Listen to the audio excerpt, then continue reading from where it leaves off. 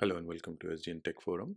So in this AWS Crash Course series, now we are going to understand VPC, AWS VPC. So let's see what we have in an agenda. First, we are going to see introduction to AWS VPC. Then we'll take a deep dive into VPC component or constructs. Then we will talk about how to create a VPC, how to manage your VPC, and also touch base on pricing. Finally, after this presentation, we will go into a demo where we'll delete the default VPC and create a new VPC. Introduction to VPC. AWS VPC stand for Amazon Web Service Virtual Private Network. It is a cloud-based VPN instance, virtual private network service that allow businesses to securely connect to their resources to the AWS cloud. So basically, a VPC is your secure chamber or secure construct where you can spin up your cloud resources and connect to that securely from or your on-prem or anywhere in using internet, right? Amazon VPC is an isolated virtual network of AWS cloud. It is used for placement of your AWS resources like EC2 instance, Amazon RDS database, and other things. Right. What does AWS construct look like? AWS, since you know it's a distributed deployment, AWS platform is deployed across the number of geographical regions, right? So when you first log into your AWS, you will be landed in one of the region, but you can always go back and check all the regions available. And I think it has more than 20 plus region throughout the globe. Each region will have two or more availability zones, and these availability zones provide you the high availability. So if one availability zone is down, you still have resources serving in other availability zone within that region. It also provides you fault tolerance. You can create multiple VPCs within the region, and VPC spans all availability zone. So think of VPCs as a higher level constant and construct, and other under that you have multiple availability zones. And one region spans all the availability zone, and VPC itself is a regional construct. By launching instance in separate availability zone, you protect your application from failure of a single location. So there is no single point of failure. That's a good design practice. Now let's look at different VPC component or the things which is attached to VPC. These are the main component for VPC: subnet, and we will talk about all of them in upcoming slides or following slides. Subnet, route tables, internet gateway, security group. Quick introduction. Act, Security group act as a firewall for associated Amazon EC2 instance, controlling both inbound and outbound traffic at instance level. Okay. Network access control list act as a firewall for associated subnet. So think, uh, uh, I want you to pay attention. Security group work at instance level, while network access list work at subnet level, and it's control both inbound and outbound traffic at subnet level. Then we have a VPC flow log, which captured information or all the activity going in and out of your VPC. Then we have a DHCP option set because AWS provide you DHCP. By default it provide you Route 53. So whenever you create a resource and you assign an IP address, it has an DHCP entry created for that. Now let's take a look at individual component. Subnet. In every AWS region, you are given a choice of default VPC with one subnet in each availability zone. As I mentioned, one VPC may have multiple availability zone, and subnets are tied to availability zone. So if your VPC have three availability zone, you will be given three subnet allocated per availability zone, right?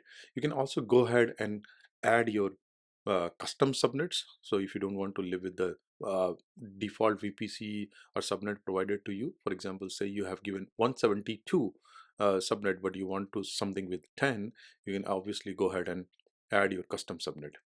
Subnet again doesn't span across AZ, it is one-to-one relationship with AZ. The smallest subnet what you can have is /28. That means only 16 usable IP address. Default subnet, when you create a default subnet, it's given a mask of 20. Okay. You can also mark a subnet private and public. This is an interesting concept. So you choose a subnet uh, from RFC 1918 IP address space that by default says that these are private IP addresses. But for that private IP address, you can mark that subnet public. So it doesn't, you doesn't need to have a public IP address, but what it does when you mark the public subnet as public, it actually start doing the natting, and you will have a internet gateway associated to that subnet, so that this subnet resources can be reach out over internet. All right, and you'll understand more when we go to internet gateway and go into our demo. Also, things to remember, AWS reserve the last IP address and the first 4 IP address for its own need. So you are sacrificing 5 IP address which you cannot use. So keep in mind this thing when you plan your subnet size. All right, let's go to the next. Route table. Route table contains configurable rules that control the traffic of the subnet within VPC, and all these routing rules are called routes, right? Every VPC comes with a main route table. So by default, you will have your VPC will have a route table which will be marked as main, and each subnet must be associated with at least one route table. If you don't specify one, the main route table will be used. Each route table contains a default route called the local route, which enable communication within your subnet. So you may have multiple resources, multiple EC2 instances within under the same VPC within multiple availability zone. For that, AWS give you a default route called local route, and this route cannot be deleted or modified. You can create your own custom route. So if you know uh, which a resource you are accessing, you can actually go to your route table, create a route table, and add entries to that. And when you decide to create a route table, a route specify a destination CIDR, that's a subnet block, and a target. So what nick or what construct you will use to reach to that subnet, and most of the time it's your internet gateway.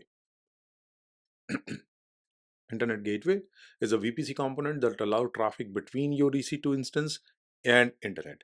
So internet gateway you will use when you have a EC2 instance running in a VPC and you want to access that from a public internet. That time you need to attach a internet gateway to your VPC. An IGW or internet gateway make your subnet public. That means subnet essentially will have start with a private IP address, then you allocate a public IP address to that subnet, and IGW will be working as a bidirectional NATing for that instance. And to go back to that, IGW is again a managed service from AWS, so you don't have to worry about managing or batching or setting up the IGW. You just have to call this construct. That's it. Security group. Security groups is a virtual firewall that controls inbound and outbound network traffic to your VPC through firewall rule. If you don't create a custom security group, you have given a default security group. You can declaratively change the rule. So you will have a security group construct. Under that, you can create rules like allow HTTP, allow HTTPS if you are running some kind of web servers. You can only specify allow rule, but no deny rule. So by default, it is implicit deny, and that's where you want to only specify allow rules. Again, by default, no inbound traffic is allowed and all outbound traffic is allowed. So when someone try to reach to your EC2 instance, is by default that is denied. But if EC2 initiate a communication outside, um, of VPC within VPC that is allowed.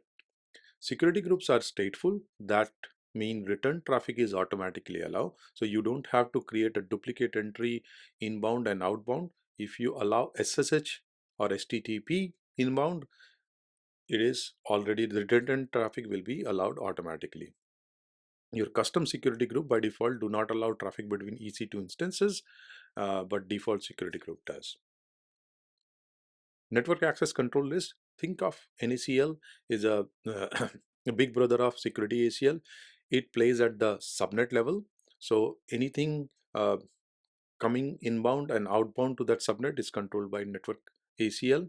And network ACLs are unlike security group. They are not stateful. They are stateless. So you have to, if you want return traffic to be allowed, you need to create duplicate entry inbound and outbound. Right. VPCs come with a default NACL that allow all traffic in both directions. So by default, VPC NACL is open. It just allow everything inbound and outbound, but based on your need, you can create individual entries. But make sure when you allow something inbound, you have to make sure that it is allowed outbound as well. VPC. Now we are at a point where we know all the construct of VPC. So you're ready to create your VPC. Maybe you would like to create a custom VPC so that and that's what we will do in demo so that you know what all resources is created as a part of workflow. But few things you need to know before you start creating your VPC. The first thing is you have a soft quota limit of 5 non-default VPC per account per region. So for your one account, if you are part of US East 1A, you can only create 5 more VPC that will be non-default VPCs because you are given one default VPCs already. So you can have 5 plus 1, 6 VPC per region. But this is a soft limit. If you have requirement, you feel free to reach out to AWS support and they can increase the limit. You need to specify an IPv4 address range with CIDR block um, 16, 20. So minimum you can go maximum you can go is 16, right? The allowed IP address space within your VPC is between 16 and uh, 32. Okay, 28 and 16. You cannot change the IP address range of VPC once it was created. That is something you need to keep in mind. So because once you create your VPC, you will start deploying your resources, developing your application, and you reach at some point where you see that there is overlap with your on-prem subnet or any other account subnet, then it can be cause of conflict. So please plan your IP address range of your VPC carefully so that there is no overlap. IP address ranges must not overlap those of any other VPC with which the VPC is to be connected. That means if you plan to do a VPC peering and if you have an address overlap, the peering may not be possible. That's why you need to do a planning, maybe keep some kind of like a spreadsheet handy so that you know which VPC you are using, what kind of subnet. Benefit of AWS VPC. VPC provide a secure, isolated environment for business to host their applications, store data, manage resources. So this is your footprint on cloud. That's what VPC is, right? And it helps provide you secure and reliable connection to the cloud. Creating VPC is simple and straightforward, and I'll show you that in your demo. So when you log into AWS Management Console, select VPC option, there are like two ways to create a VPC. You can do a quick create, or you can create with resources where you have uh, granular control over different components what it will create as a part of VPC creation. And you will see that in demo. Managing VPC, again, VPC dashboard help you manage all the construct like VPC flow log, VPC security group, VPC network ACL, and all those things you can manage via VPC dashboard. VPC pricing, as I mentioned, VPC is a AWS managed service. So essentially you don't pay anything to use the VPC, but when you start creating your resources like EC2 instance, RDS database, S3 bucket, and assigning them under this VPC, those resources will incur cost. So essentially the VPC is free, but because it's just a bucket, right? And under that, when you create resources, you will be billed on pay as you go or any kind of agreement you have with AWS.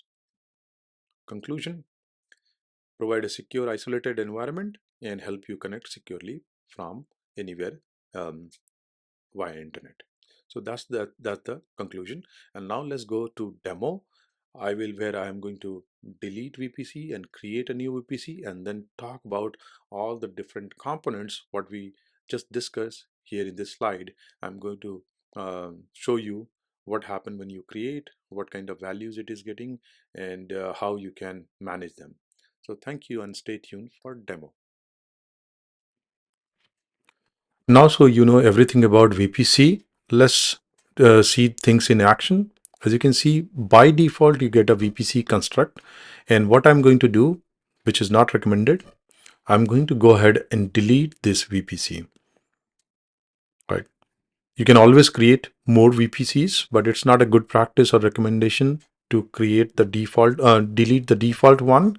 And as you try to delete, it tell you that these are the VPC resources attached to this VPC. They will be also deleted, and it is asking you to acknowledge that. So it's kind of like a accident proof, right? And then you have to type this thing, delete VPC, so that you then only it will delete the VPC. And this type of hand type string is useful because you cannot use an API to delete this, right? If your APIs are not secured, hacked, someone can just post them and delete all the infra. No, because you have to hand type a few things. Now let's go ahead and create. So when you hit create VPC, you have two options: VPC only and VPC more. VPC only is a quick way to create a VPC. However, we will go ahead with VPC and more so that we can understand all the different resources it create under VPC. And this is the preview. This is a nice snapshot of what it is going to create. So we have VPC. Attached to that, we have subnets, public subnet, private subnet, and then the route tables and some more. But in the preview, you can see, right, I have subnets in two different availability zone, and then I have route table aligned to those subnets, right? So name my project, then you choose a IPv4 CIDR block. I'm happy with 10 dot block. You can also use IPv6. We don't have any IPv6 requirement, so let's not use that. Number of availability zone, you can prescribe if you want one availability zone, two availability zone, or three availability zone. It depends what region you are creating your VPC. So for me, I'm choosing two availability zone, one in 2A, another in 2B. Then I want two public subnet and two private subnet, right? So that I can place my web servers, database servers in those subnets. Now, you have to choose your public and private subnet. As you can see, for public subnet, I'm using 10.0.1.0 IP address. So you may be wondering, this is not a public subnet, right? This is a private subnet only. But you still have to choose a subnet IP address for public subnet. That means you are intending to place a web server or publicly reachable resource in that subnet. So internally, it will get an IP address from this CIDR block, but it will, but you will have a public IP address associated to those VMs or the resources you create in that. Hope I didn't confuse you enough. So basically, you always have to have a private CIDR for all your resources. And then NAT gateway, we are not doing any NAT gateway and we are not doing any VPC endpoint. Hit create. As you create, you can see these are the things. That's why we decided to delete and recreate, because these are the things or resources being created once you create a VPC. So we have VPC, we have DNS hostname created, we have S3 endpoint created, subnets, all four subnets, what we prescribe, they are connected, and automatically an internet gateway is attached to the VPC. We are creating different route tables, and we will look into them. So all these resources are created. And this is my VPC, which I named as my project VPC. You can see we have a route table, a network ACL. This is the IPv4 CIDR we chose, right? And then we have a VPC flow log, which I'm going to talk about VPC flow log in security video. So you can create a VPC flow log and it will document everything incoming, outgoing from that VPC. Okay. You will also create a tag, which is a best practice recommendation. Now let's look at individual constraint, right? So first thing, what we are going to look is our route table. As you can see, this is the route table associated to my VPC and it says the main equal to yes. So this is the default route table. And as you can see, it has one entry only, which is my CIDR notation. No subnet associated with this route table. And this is blank. So this is the default route table or a main route table, right? Not very useful because we don't have our subnets in this. No explicit subnet association. So where are those subnets, right? So let's look at other route tables. And here you can see I have 4 route tables. In one is private 1 US, another is private 2 US, and third is RTB public. And I have renamed them for uh, easy to understand, right? So you can always go edit and hit the pencil icon and name it something suitable, right? Just like this. So I know this is my public subnet. It has 2 subnet and the route table associated to that, right? So now let's look at the routes in that route table. I have a default route. Attached is a internet gateway. That means any resources in this route table can be accessed publicly because we have an internet gateway attached to that. And obviously I have a local route, which is my overall org CIDR. Now let's look at the private one. So for private one, I don't have the internet gateway, right? So that's the beauty. It's private. It cannot be accessed from internet. So whatever resources you are spinning up in that subnet, they won't be accessible publicly. And this is the main route table. This is the default route table. So anything else which are not part of other route table, the default or main route table will be used. So that's why you see other route table main equal to no, but only one has main equal to yes. Okay, so this is my public route table. And once I click on internet gateway is presented. It has name, ID, and we attach our internet gateway to VPC, and that's what you see here, right? This is the manage resource managed by AWS, so we don't have much visibility into that. Okay, now let's look at the subnet. These are the 4 subnet we created during VPC creation. So we prescribed that we want public 2 public subnet, 2 private subnet, and we prescribed the IPv4 CIDR block. So if you click on individual subnet, you will be presented with a lot of information about that subnet. What do you have here?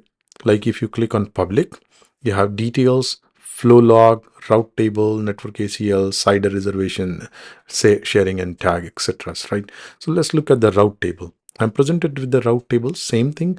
We are looking at from a different angle. Now, not from VPC, but from subnet. We can see that we have a route table associated to our subnet, and especially this one, this is the private one, so it doesn't have an internet gateway, but it has something called manage prefix list. What is that? Let's expand that and try to understand. So we have a prefix list. Its name as amazon.com US East S3. Okay, let's see. These are the prefix list entries. That means these IP addresses can communicate to my private address subnet. So they are allowed to communicate to my private address subnet, and owner is AWS. So this is the default constraint. As soon as you hit declare your subnet private, this prefix list is applied, and it is actually allow you your resources to talk to S3 and other AWS resources automatically. Now, there is an important concept called network ACL. for VPC. As you can see, each subnet has a network ACL, which is just like a firewall, right? So you have inbound and outbound. And for inbound, we have allow all. And for outbound, also, we have allow all.